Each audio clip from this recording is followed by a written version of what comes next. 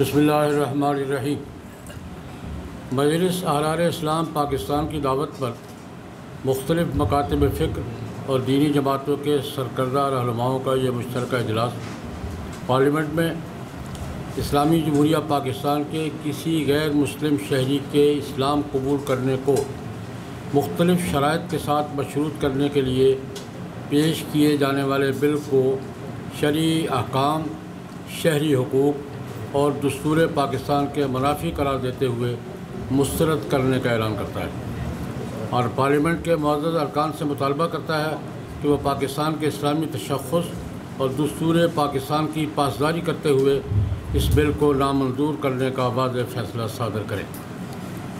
یہ اجلاس اس احساس کا اظہار ضروری سمجھتا ہے کہ کچھ عرصہ سے بیرونی اداروں اور لابیوں کے کہنے پر پاکستان میں ایسے مسودات قانون اسمبلیوں میں پیش اور پاس کیے جا رہے ہیں جو اسلامی تعلیمات کے منافی اور دستوری تقاضوں سے انحراف کے ساتھ ساتھ مسلمہ انسانی اور شہری حقوق سے بھی متصادم ہیں۔ اس سلسلے میں ارکان پارلیمنٹ کی مبینہ بے خبری یا بے پرواہی ملک کے شہریوں کے لیے تشویش کا باعث ہے۔ مثلا نئے متنازع اوقاف قوانین، گھریلو تشدد کی روک تھام کا بل، بچوں پر تشدد کے حوالے سے سامنے آنے والا بل، اور یورپی یونین کی مداخلت پر تحفظ ختم نبوت کے قوانین اور تحفظ ناموس رسالت صلی اللہ علیہ وسلم کے قوانین میں مبینہ ترامیم کی تجویز سر فہرست ہے، جس سے ملک کے دینی حلقے اور عوام اپنے اضطراب اور بے چینی کا بار بار اظہار کر چکے ہیں۔ یہ اجلاس اس امر کو انتہائی افسوسناک سمجھتا ہے کہ قانون سازی میں دستوری تقاضوں سے بے پرواہی اور غیر ملکی مداخلت کے رجحانات بڑھتے جا رہے ہیں، جو قومی خود مختاری اور آزادی کے لیے بھی سوالیہ نشان کی حیثیت رکھتے ہیں۔ ہمارے خیال میں دستور کی پاسداری کے لیے عدالت عظمیٰ کا کردار ادا کرنا ضروری ہو گیا ہے۔ یہ اجلاس دستور پاکستان کی وفاداری اور پاسداری کا حلف اٹھانے والی شخصیات، اداروں اور حکام کو یاد دلانا چاہتا ہے کہ پاکستان کے نظریاتی تشخص، تہذیبی شناخت اور دستور پاکستان کا تحفظ ان کی سب سے بڑی ذمہ داری ہے، اور قوم ان حوالوں سے ان سے دو ٹوک کردار کی توقع رکھتی ہے۔ یہ اجلاس ملک بھر کی دینی اور سیاسی جماعتوں سے اپیل کرتا ہے کہ وہ اسلامی اقدار و روایات اور تہذیب و ثقافت کے تحفظ کے لیے مشترکہ قومی جدوجہد کا راستہ اختیار کریں، اور اس کے لیے دینی جماعتوں کی اعلیٰ قیادتوں کا مشترکہ اجلاس فوری طور پر منعقد کیا جائے۔ قوم کو موجودہ تذبذب اور بے یقینی سے نجات دلائی جائے۔ یہ اجلاس افغانستان سے غیر ملکی فوجوں کے انخلاء اور امارت اسلامی افغانستان کو اقتدار کی پرامن منتقلی اور پورے ملک پر امارت اسلامی کے کنٹرول کا خیر مقدم کرتا ہے، اور دنیا بھر کی انصاف پسند حکومتوں، بالخصوص مسلم ممالک اور علی الخصوص اسلامی جمہوریہ پاکستان سے مطالبہ کرتا ہے کہ وہ امارت اسلامی افغانستان کو فوری طور پر تسلیم کرتے ہوئے افغانستان کی تعمیر اور استحکام کے لیے بھرپور اقدامات کا اعلان کرے۔ یہ اجلاس امارت اسلامی افغانستان کو پرامن اور بھرپور پیش رفت پر مبارکباد دیتا ہے اور مکمل تعاون و حمایت کا اظہار کرتا ہے۔ یہ اجلاس فیصلہ کرتا ہے کہ کل 24 ستمبر جمعۃ المبارک کو ملک بھر میں یوم احتجاج منایا جائے گا، جس میں خطباء کرام ملک بھر میں ان مسائل پر جن کا اوپر ذکر ہوا ہے، بالخصوص تبدیلی مذہب کے مجوزہ قانون پر احتجاج کریں گے اور دینی پوزیشن اور موقف واضح کریں گے انشاءاللہ۔ کتنی جماعتیں تھیں؟ یہ تقریباً 13۔ اور یہ جو تبدیلی مذہب کا قانون ہے، اس کی کیا شکیں کیا ہیں؟ ذرا دو چار ہمیں بتا دیں، ہمیں ذرا سمجھ تو آئے تھے۔ اس قانون میں ایک تو انہوں نے ایڈلٹ کی تعریف یہ کی ہے کہ ہر وہ شخص جس کی عمر 18 برس ہے وہ ایڈلٹ ہے، اور اس سے کم عمر کا جو ہے وہ بچہ ہے۔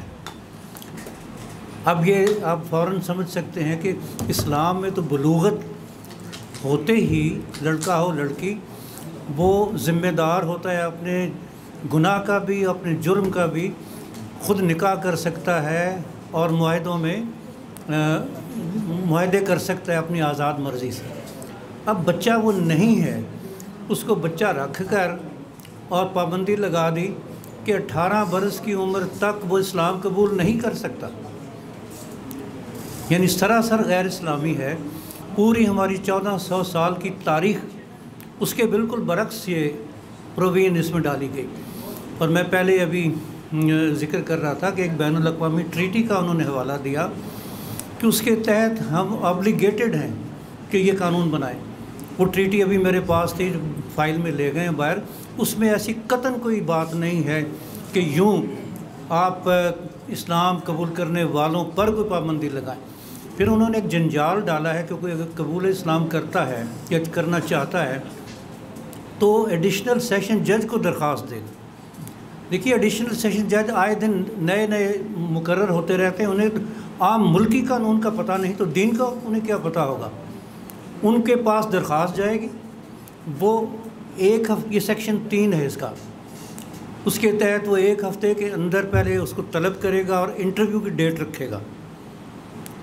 اب انٹرویو میں اس نے کیا کہنا ہے، ایڈیشنل سیشن جج کو پتہ کیا ہے۔ خیر اس کے بعد وہ اس کو کہے گا کہ اگر تم اپنے یعنی جو مذہب اختیار کر رہے اس کے علماء کو ملنا ہے تو ان کو ملاقات کرائی جائے گی۔ وہ کوئی معلومات چاہتا ہے، بھئی کیا چاہتا ہے، اس نے کلمہ پڑھ لیا، مسلمان ہے۔ پھر رکھا کہ 90 دن تک وہ اس کی پریکٹیکلی نگرانی میں رہے گا، اور اس دوران وہ یعنی چھوٹا ہے جس عمر کا بھی ہے، تقابل ادیان کا مطالعہ کرے گا۔ واٹ از دس؟ یہ تو بڑے بڑے قابل جو لوگ ہیں نا، یہ ان کا موضوع ہے۔ اب کیا ضرورت ہے، یہ ایکسرسائز ان فیوٹیلیٹی ہے۔ یہ مسلمان کو گویا پریشرائز کیا جا رہا ہے، اس دوران کاوش ہو رہی ہے کہ کسی طرح وہ پھر لوٹ جائے پہلے کوئی حالت کفر میں۔ اچھا یہ جو 90 دن کی میعاد ہے، خدا نہ خواستہ کسی کی اس میں ڈیتھ ہو جاتی ہے، زندگی موت کا تو نہیں پتہ، تو حکومت کے سر ہوگا یہ سارا، اور اس بیچارے کو اس حالت میں دنیا سے بھیجیں گے، حالت کفر میں۔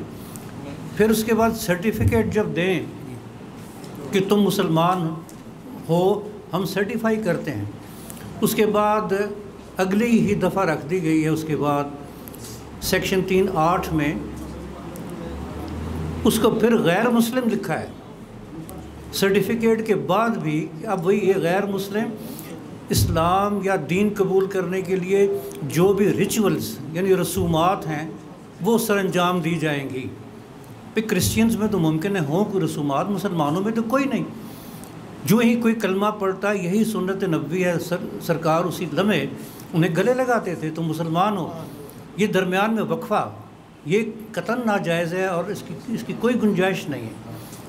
تو یہ ہے دفعات۔ پھر اگر کہیں پر ذرا یہ آ جائے کوئی بیان دے دے کہ جی ہمیں جبراً مسلمان کیا ہے، تو پھر 5 سال سے 10 سال تک قید ہے، اور 1 لاکھ سے 2 لاکھ روپیہ تک اس میں جرمانہ رکھا گیا۔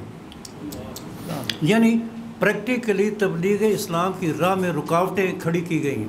اور جیسے یہاں پر ابھی کہا گیا ہے کہ اس کی بیک گراؤنڈ میں بے دین لابیاں تو ہیں ہی، بیرونی پریشر بھی ہے، مگر اصل پاکستان میں رہنے والے احمدی جماعت سے تعلق رکھنے والے دونوں گروہ، قادیانی اور لاہوری، جنہیں ہم مرزائی کے لفظ سے بولتے ہیں، وہ اس کے پیچھے ہیں۔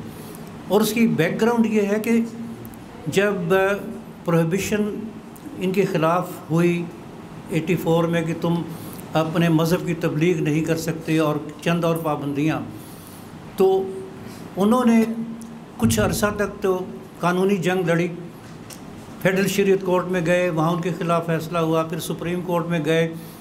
وہ چاہ رہے تھے کہ ہمارا فنڈامنٹل رائٹ ہے آرٹیکل 20 کہ کوئی مذہب اختیار کرنا، اس کو عمل کرنا، اس کے پروپیگیٹ کرنا، تو ہمیں اس کی اجازت ہونی چاہیے۔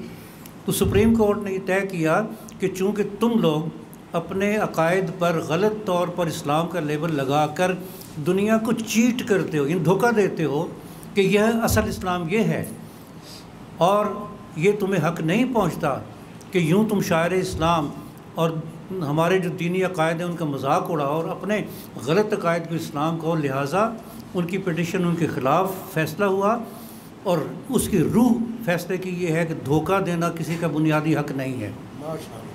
اب یہ ہے قانون کی صورت.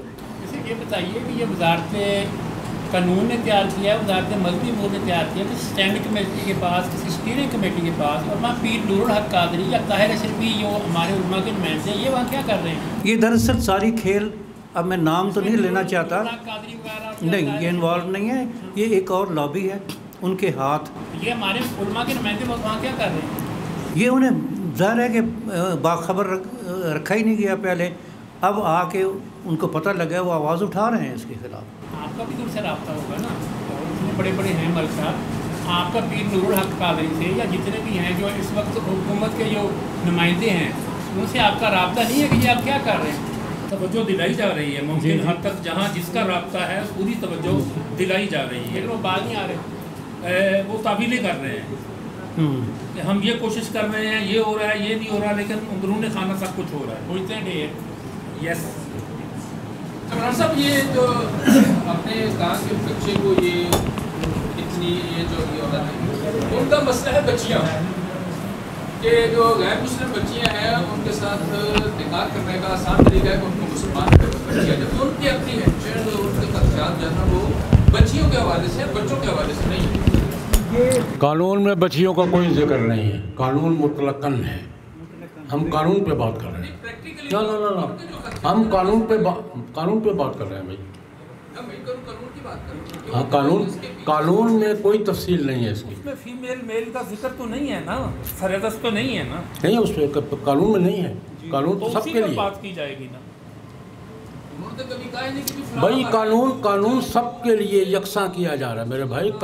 قانون میں بھائی کوئی واقعہ ہوا ہوگا, ہم قانون کی بات کریں, قانون میں کوئی تفصیل نہیں ہے. جو بچی کسی کو لے جا کر اور جبراً شادی کے لیے مجبور کرے اور مسلمان کر لے, اس پر تو سیکشن 498B آلریڈی PPC میں موجود ہے, وہ اس کو روکنے کے لیے.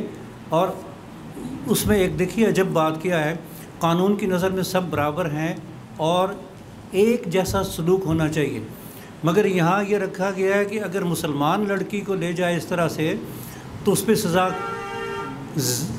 پہ سزا کم ہے, لیکن اگر غیر مسلم کو لے جا کر مسلمان کر کے اور اس کے ساتھ شادی کر لے تو اس کی سزا دگنی ہے.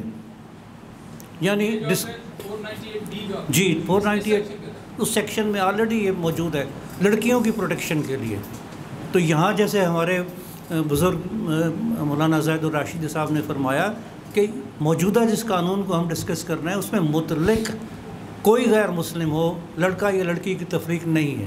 گھریلو تشدد کا جو بل کا بھی آپ نے یاد سے جی کیا گھریلو تشدد ہے وہ اس کو جائز ہے کہ اس کو نام و نوارت پر جائے؟